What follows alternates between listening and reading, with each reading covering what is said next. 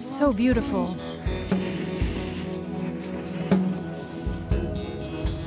I can do any sport, except for combat sports. With my catheter, it's a bit dangerous. 14-year-old Marc leads a normal teenage life, but he's living with barely any intestines due to a rare disease. When I was little, I used to say to myself, I'm not human, I'm a kind of cyborg.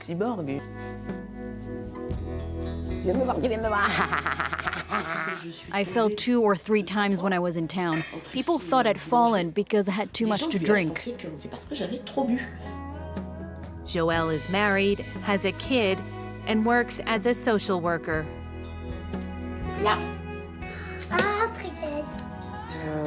I suffer from multiple sclerosis. I have adenomyosis, endometriosis. All those disabilities are real pain. I have lupus, I have Hashimoto's disease. I really tick all the boxes. More than a fifth of the French population is disabled, and for 80% of people, it doesn't show.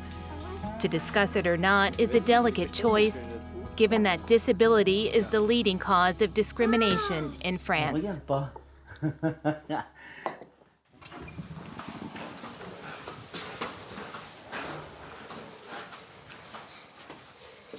Watch your eyes, I'm turning on the light. Come on, wake up.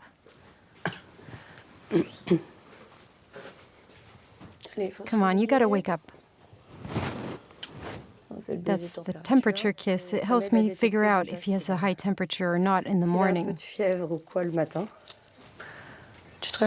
Wake up, baby. I need to take off your drip. Sit up.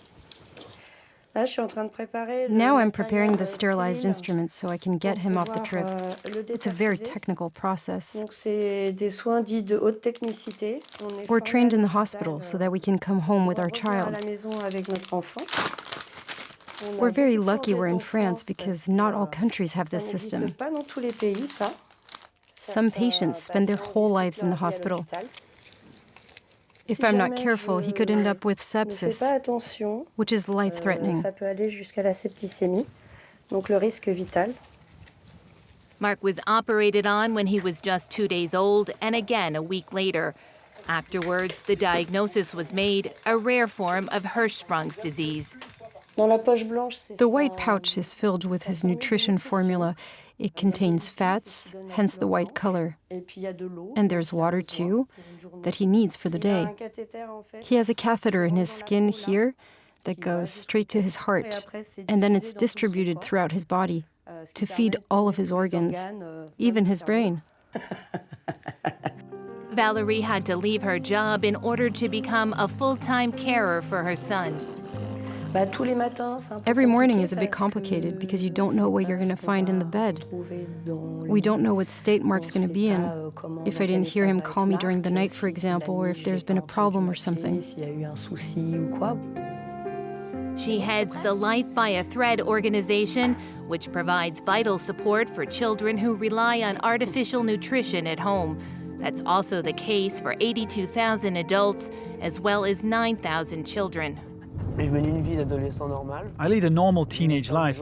I don't need help with my studies. I'm on the same level as the average student. I'm just a normal teenager with an invisible disability.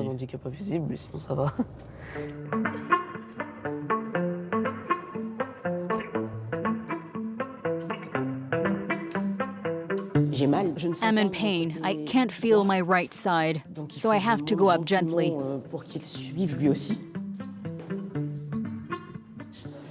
The stairs are complicated. There's an elevator, but it's good to get some exercise. Joëlle is a former head of HR. Now she works part-time with young people who suffer from psychiatric issues. She was diagnosed with multiple sclerosis 10 years ago. At work, it's not that difficult, except I was given this chair and it was impossible for me to work with back pain. It's like having a permanent sciatica in my back, and it just wasn't feasible. So I needed an ergonomic chair, which was ordered very quickly. They've also designed a special schedule, which means I work every other day, and that allows me to rest. So I can go see a physiotherapist twice a week.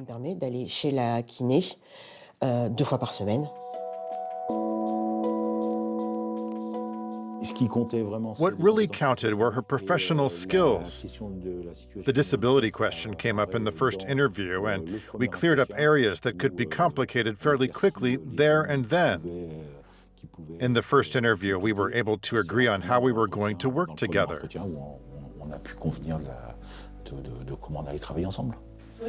Why did you disclose your disability?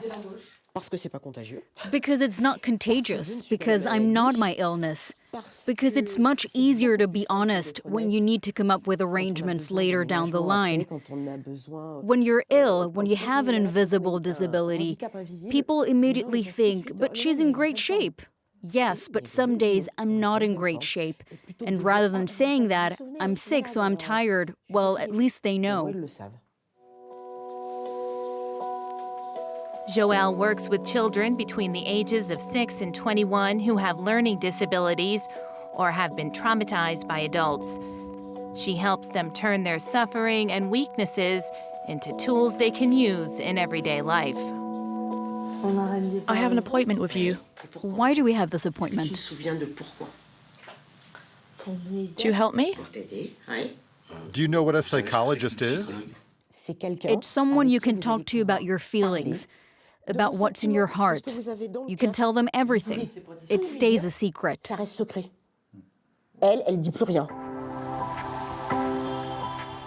Invisible disabilities can be permanent, cyclical, they can vary in intensity. They are often misunderstood, minimized, or denied altogether. That means many people prefer to avoid talking about them, especially at work.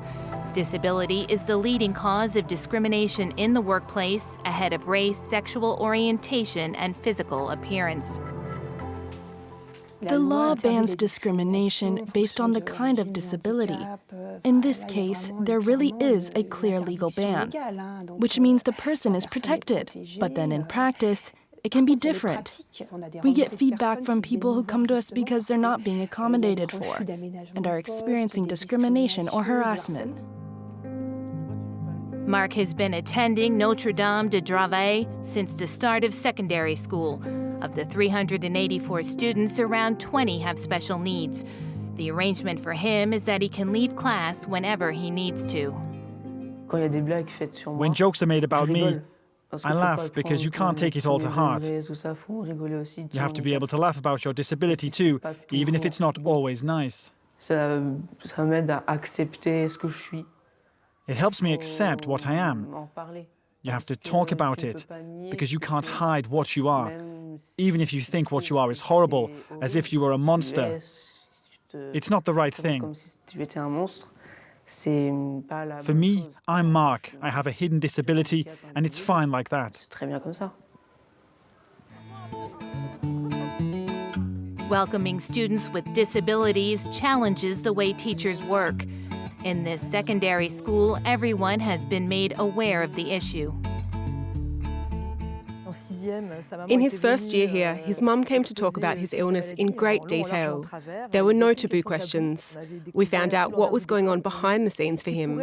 What could be worrying is the risk of us forgetting about it because he deals with it so well, so to speak, and so naturally that he blends in with the group, and it's possible that in terms of reaction or expectations, we might forget that, well, no, he still has a whole part of his life that is devoted to care, to dealing with fatigue, maybe going to the hospital or things like that. France has 9 million people with non-visible disabilities, hence the importance of talking about it from an early age, both at home and at school. These days, students will be confronted with invisible disabilities without even knowing it, and maybe they'll be sensitive to people who tell them about them later. We can see that students who are affected by this type of disability in their own families are already much more open to these issues.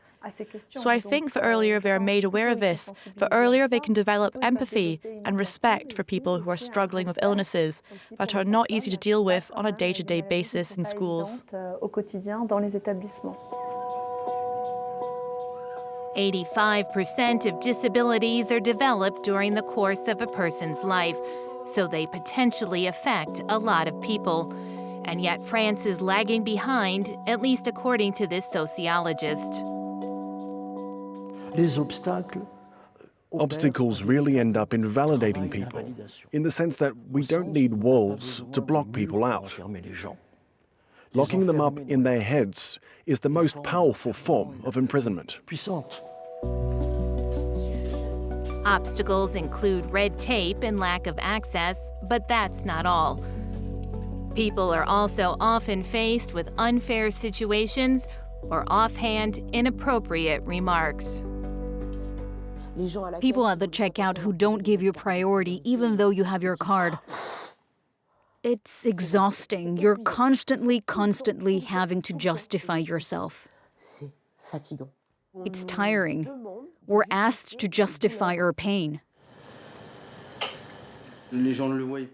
People don't see it. That's the problem.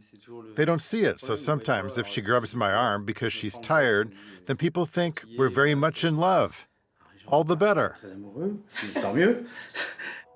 Experiencing a normal family life, living almost like everyone else does, it's a daily challenge. Marc wasn't destined to be able to eat, but very early on, his mother's instinct told her the opposite. It's nice to share a meal, to eat with friends. So it seemed important to me, and even for the pleasure of eating.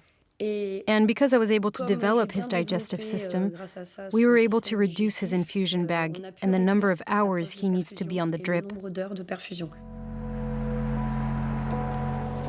Talking about one's invisible disability means making the private and intimate public. If it isn't displayed openly, the risk is not being heard. To disclose or conceal, the patient will have to decide whether sharing can make life a little easier.